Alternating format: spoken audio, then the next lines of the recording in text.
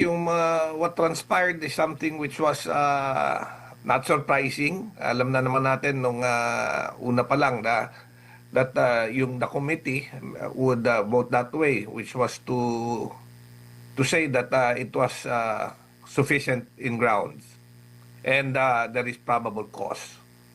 Opo. Nagkaroon pa ng drama kung bubuksan ba yung box doon sa pinakaunang impeachment hearing, naglatag na po mismo ang BIR ng mga pamantayan kung kailan lang pwede galawin ito. Bakit pa kaya tinalakay nila ito kanina, Kong? Well, most probably for optics, alam naman natin na hindi pwedeng buksan yan dahil yung mga BIR returns na yan, talagang merong lang mga guidelines kung kailan pwedeng buksan yan. And pagdating sa Kongreso, pwede lang yan pagka in aid of legislation yung ginagawa. As we all know, yung impeachment proceeding na tinatalakay sa Committee on Justice is not in aid of legislation. It's an impeachment. It's kaya hindi pwedeng buksan. In fact, yun din yung naging posisyon ko doon sa pagbubukas nung AMLA report, pagbibigay ng report ng AMLA. That should not have been done. Dahil alam mo, while there are exceptions kung kailan pwedeng i-divulge yung AMLA report or kung kailan pwedeng i-waive yung bank secrecy, which is totoo naman. Pag impeachment hearing, pwedeng ma-exempt dun sa bank secrecy law. But alam nyo, there are dalawang proseso yan eh. Yung tinatalakay sa House Justice Committee, preliminaries yan, hindi pa yan yung hearing proper. Because an impeachable officer is considered impeached once the articles of impeachment is transmitted to the Senate. Tapos noon, yung Senado will convene itself into an impeachment court. Doon pa lang. Yun pa lang yung impeachment hearing proper. At doon pwedeng i-exempt o tignan yung AMLA report or pwedeng ma-exempt sa bank secrecy. But as we all know, binuksan rin nila yan. Dinivulge rin. Opo, Kong, kapansin-pansin din kanina, every time natatawagin po si Congressman Marcoleta, laging dinidescribe po na hindi siya parte ng committee po. Necessary po pa po ba yun or parte pa rin ng optics? Well, in that aspect naman, kasi hindi talaga miyembro si Congressman Marcoleta ng Committee on Justice, kaya hindi talaga hindi nakakapagtanong at hindi sila maaaring bumoto, but maaari silang magbigay ng manifestation. Sadly, kanina, Admar, hindi ako naka-attend ng hearing because there was a conflict in my schedule. Pero gusto ko nga sanang mag-attend ng hearing na yon because I wanted to raise certain points. Opo. Dito naman tayo sa pag-usad po, no? Kasi ang susunod nito ay sa plenaryo na po sa salang itong impeachment na ito. Meron po kasi kaming nababasa ng mga balita, pwede nyong i-confirm, pwede nyong i-deny, kung ano lang po yung nalalaman ninyo, lalo na yung naging post din ni Congressman Pulong Duterte na nag-iikot na ba, may pinapatawag ba mga chief of staff, may mga pinapangako na ba na ganito yung project, kung hindi ka tatalima, kung hindi ka susuporta sa impeachment, wala kang project at kung ano-ano pa, Kong. Well, maaaring ganyan. Alam mo, as what happened nung previous impeachment, di ba, sinabi rin ni Congressman Toby Chanco dyan, na during the previous impeachment, may mga pinangakong mga proyekto na ibibigay if you vote in favor of yung the impeachment. Ngayon, ako wala naman lumalapit sa akin. Siguro hindi hindi naman ako naaalok ng anong project. Siguro more or less alam na siguro nila kung ano yung boto ko kaya hindi tayo nilalapitan. But as far as my projects are concerned in my district, alam mo, meron tayong mga kagaya yung mga ini-endorso ko for medical assistance, alam mo, bumalik sa akin yung ano, at yung mga pasyente at sinabi hindi na raw sila tinanggap. So sabi ko, siguro maaari siguro I'm being penalized for yung aking stand, yung aking posisyon pagka ako nagsasalita, siguro that's part of it. Opo. Sakali naman po, Congressman, na katigan ng Korte Suprema ang kampo ni Vice President Sara Duterte na meron niyang mali sa proseso po ng Kamara, do you think maglalakas loob ulit yung mga nasa committee nito, lalo na yung mga kongresista na talagang against na against dito sa pangalawang Pangulo na maghain ulit next year? Kakayanin pa ba yan dahil 2028 na, election na rin, 2027 next year, Alam after mo, 1 yung year? pangatlong impeachment, palagay ko, hindi na dapat at hindi na dapat payagan. Pero alam mo, hindi natin masasabi. Madami talagang palagay ko, ang pakiramdam ko lang, pakiwari ko, madaming na doon sa Kamara na natatakot na maging Pangulo, si VP Sara. Baka siguro, ang kinakatakot nila, baka maimbestigahan sila. Kaya yung mga iba, gustong-gustong ma-impeach si Vice President. Kung si Paul po ito, may babalikan lang ako no doon sa napapabalita na may mga tumatawag doon sa mga chief of staff no. Hindi ba lalabas na another abuse of power, authority na naman ito, na hindi na ba ito bago para sa mga kongresista na mahilig sa ganitong klaseng paggamit ng kapangyarihan para lang masunod yung mga gusto nila, lalong-lalong dito sa pagdating sa impeachment versus Vice President Sara? Well, Paul, personally, hindi ko ma-confirm kasi yung storya na yan because as we all know, Congress has been in recess. Sa May 4 pa lang kami babalik. At ako naman walang nakukuhang tawag o walang nakukuhang alok na additional project in exchange for my votes. Kaya hindi ko pa, personally, hindi ko ma-confirm yung veracity ng storya na yan. But of course, hindi rin natin dinidiscount dahil kagaya ng una kong nabanggit na that was already opened or mentioned by Congressman Toby Chanco when he said that during the previous impeachment talagang maraming insentibo ang ibinigay sa mga miyembro ng Kongreso na boboto to impeach the Vice President.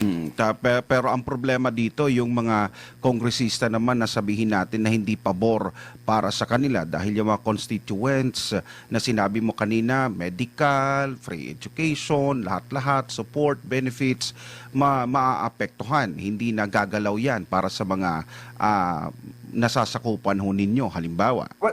Well, totoo. In fact, ako dahil even before, pagka pumapasok ako sa Kongreso, madami akong mga kasamaan sa Kongreso nakakausap and a lot of them are not in favor of this impeachment, in the second impeachment. Dahil ang concern nila, alam mo, sa dinami-dami ng kontrobersya na bumabalot ngayon sa Kongreso, hindi na kailangan dagdagan ng isa pang issue na kagaya nitong second impeachment proceeding. Ngayon, madami sa kanila ang ayaw nga sumuporta dito sa impeachment, pero pag nakakausap ko sila, natatakot rin silang mag-voice out ng kanilang stand na ayaw dahil natatakot sila maapektuhan yung pondo nila at mga proyektong maaaring ibaba sa kanilang kadistrito. Alright, last na lang sa akin, kung itong, kasi ipoproceed na ito doon sa plenaryo, sa kabuuan ba, sir, ganun pa rin ba ang konteksto ng takbo ng impeachment laban sa Vice Presidente? Minadali ba o papaano ho ba ito? Kung tama ba ang kanilang interpretation ng lahat as far as doon sa may probable cause silang nakita doon sa mga presentation of evidence? Well, alam mo, with regards to improbable cause, unang-una, kagaya nga nung inattendan kong hearing when they were divulging yung mga contents nung o yung AMLAC report, I said, hindi dapat i-divulge yan because it was not part of the exception kung saan pwedeng yung mga nilalaman ng mga data ng mga bank transaction mo pwedeng isa publiko because that is contrary to the bank secrecy law. Pero anong sinabi? Hindi naman raw yung bangko yung sinamon nila at hindi raw kinuha yung data from any bank personnel. Pero ano ba yung ni-report ng AMLA? Di ba nanggaling rin yan sa data given by the bank, mga bank transaction. Ang masakit nga dito is the narrative that they were trying to project.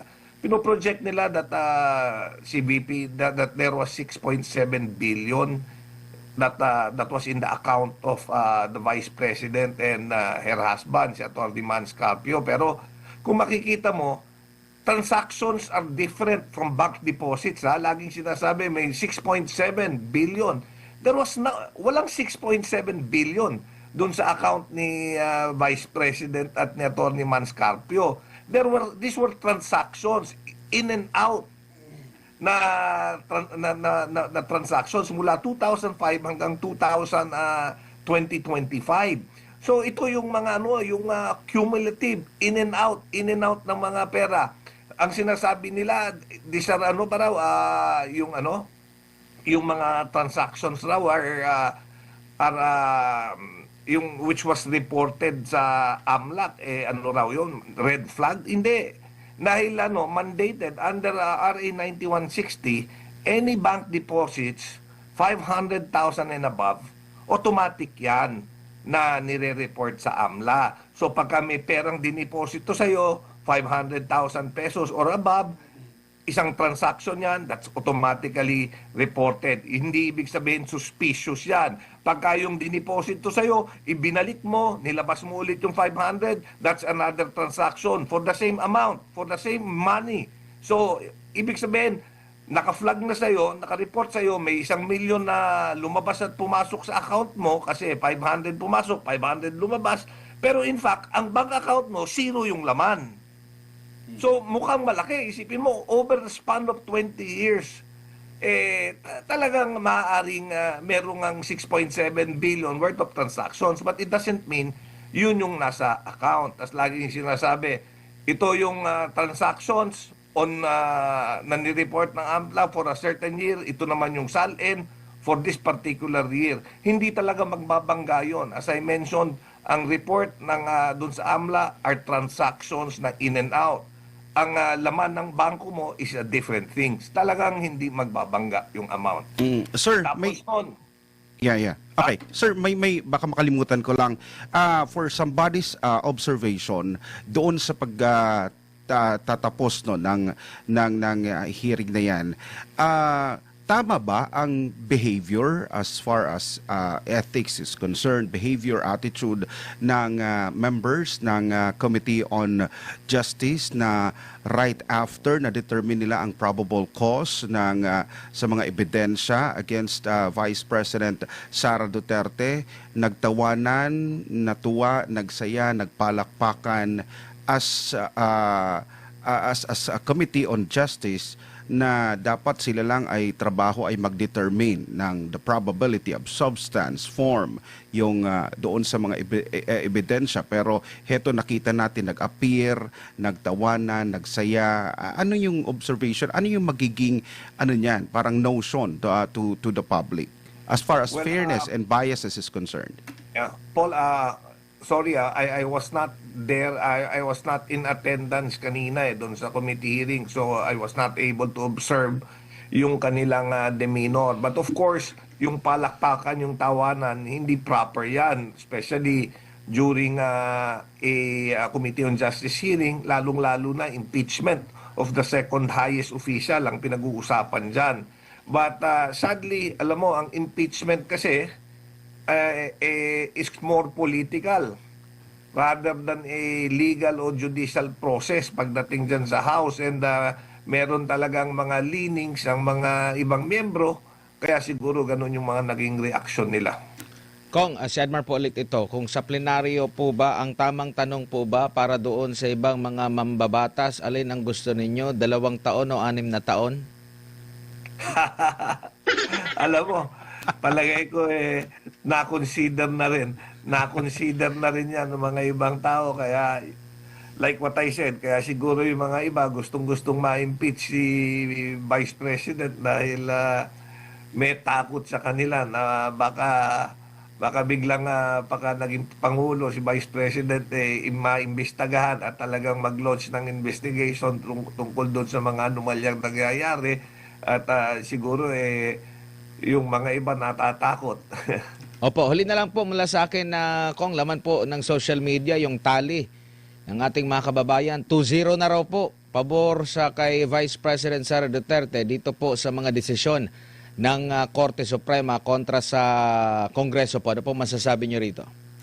Well, yeah, ako natutuwa ako dahil the Supreme Court remains the bastion of what is just and proper, and mula doon sa mga nagiging desisyon o lumalabas na desisyon dito sa Korte Suprema, naway ito'y maging panuntunan at batayan kung paano dapat hindi lang gumawa ng batas pero kung paano dapat kumilos at kung paano i-handle yung mga impeachment process. Like what I said, yung impeachment kasi political, pero kahit na highly political ang impeachment proceeding, dapat meron rin hustisya at the same time na dapat i-consider.